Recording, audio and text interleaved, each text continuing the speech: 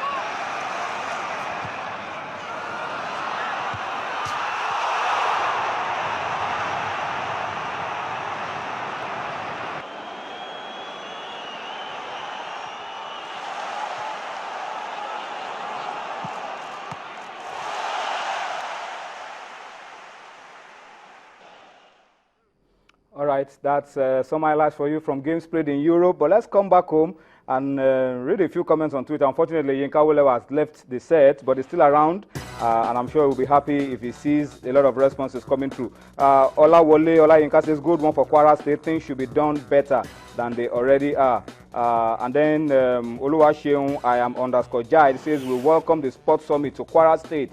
Looking forward to the start of a great thing. And then we see another one. I'm amazed that the Lawrence Stadium can host 13 sports simultaneously. That's laudable and a worthy reference. That's coming from Okweoluwa Semasa at Semasa, talking about the Kwara Sports Summit that will be taking place very soon. We have a lot of reactions as well for the Eagles and Keshi. How best do you react to Keshi's stance on Iheanacho? It sounds sensible but weird and bizarre to me. I think Keshi has been saying a few things about Kelechi Iheanacho. Meanwhile, Toby Adepoju has joined us on Sports. Toby, good to have you on Sports tonight. Keshi says, Iheanacho, let's give him more time. Some people say this is the time to bring him. Some say, let's give him a little bit more time to develop. On the rest, I think he's not ready yet for the big stage. They're not ready. That's the truth of the matter. They need to, grow up in their clubs. They need to play more games. Let's see how they can fare, among the big boys anywhere they are. Europe, America, and all. You can't just bring Iheanacho to the Super Eagles when he's yet to be tested at the club level. That is a big fact. If Iheanacho is playing regularly in a club right now, maybe he has played 10, 15 games in a season. Even if it is in the Nigerian league, we might be talking about him coming to the national team. But a player that just played just 2 preseason matches for Manchester City to come to the Super Eagles, the highest level of Nigerian football. Tony, I don't agree with that. Okay, let's leave that on one side. I'm sure a lot of people will be reacting on Twitter, but let's go to the league. Toby, let's take a look at what happened over the weekend. We will run through the results. A lot of high-scoring games, Toby, over the weekend in the Globe Premier League. You can run through the results for us. Yeah, Academy earned a victory over Atlanta 2-1. Eyimba scored 4 goals past Bayelsa United 4-2. Kano Pillars, the league leaders, 1-0 against Akwa United. Rangers defeated Warriors 1-0. Nasarawa United 2, Shark 0. Biggest win for the weekend, Of all teams, Kaduna United scoring 5 in one game. 5 goals against Crown to boost their relegation mission. And so Nasarawa United get a victory over Sharks 2-0. Dolphin FC 2, Goma United 0. And also, just like we talk about Sunshine Stars, defeated Abiyawas 3-1. That was, Erasmus on first victory after he lost to Warriors. That was his debut as Sunshine Stars coach after replacing Area Beldo. A good one for him, and just like you said, big win this weekend and big result. Apart from the controversy we had. The last one, Toby, Nembe 3-1.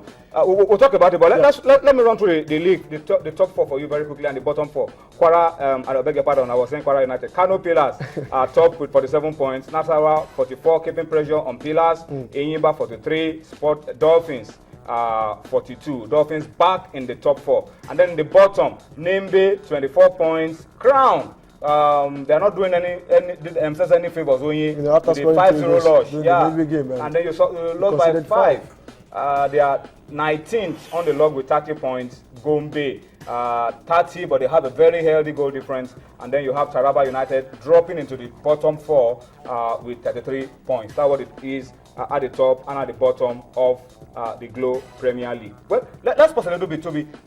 And Anoye, the only game that wasn't concluded was Nembe against Lobi. Nembe, 2-1, they were leading. Lobi had a penalty, and the story changed. The game was not concluded. Some said Nembe refused to continue. Some said fans jumped onto the pitch, and the referees couldn't continue. Different versions. What version have you been hearing? Well, these are incredible stories. How can they? I thought we have covered the Nigerian Premier League. How can Nembe? For many years. Many years. How can Nembe accuse fans, alleging that fans or that they don't know the fans that encroach the field? And for goodness sake, this is a penalty awarded by the referee. It has not even been converted. The rules of the games are very clear. The referee is in charge. He has awarded the penalty, You move on with the game. Who says you cannot even win the game? Who says that the penalty may even be lost? So why do you need to abandon the game? So these are the jigsaw puzzle for the management of LMC, to make sure that they stick to the rules, so that you will set the right precedent. We can't continue this way, behaving as if we are in the Banana Republic. All right, we wait for the LMC to decide whether it's 3 points and 3 goals to the away team, 3 points, 3 goals to the home team, and a 5 million naira as is in the rule book. The LMC will decide all of that for us, but it's not a good picture at all for games to be abandoned because a team was awarded a penalty by the referee. But let's talk about the Congress. Another thing that happened over the weekend, the Warri Congress held, extraordinary Congress held in Warri, and they decided to fix September 30 for elections. Yeah. Does that settle everything? No more problems?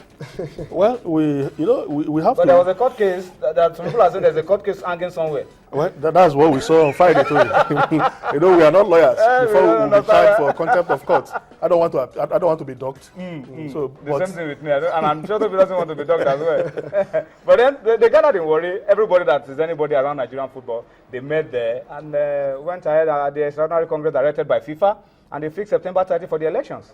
And also they inaugurated the electoral committee and the appeals committee in line with the provision of FIFA electoral guidelines. And they had the representative from the sports ministry, Bolaji Ojoba representing the sports minister, and Alassane Yakmut representing the DG. Yeah, absolutely. Yeah, the good thing is, all these big percentage you mentioned, had a representative at the Congress. Let's hope this is going to be the beginning for peace in Nigerian football. The Congress has been held, in the next 10 days, we're expecting a new election, and we're ushering in executive members, and we just need to move on.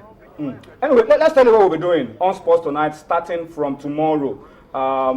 Let's show you the timeline for the election. The Nigerian Football Federation have, released the timeline for elections and how it will be followed. And of course, one of the candidates, Shehu Diko, has launched the website to announce his own manifesto. That's a different one, but he's adding a glamour to the election. So people might say we are not eligible to vote, but let Nigerians know your status, your programs, what you have done, what you have contributed before now.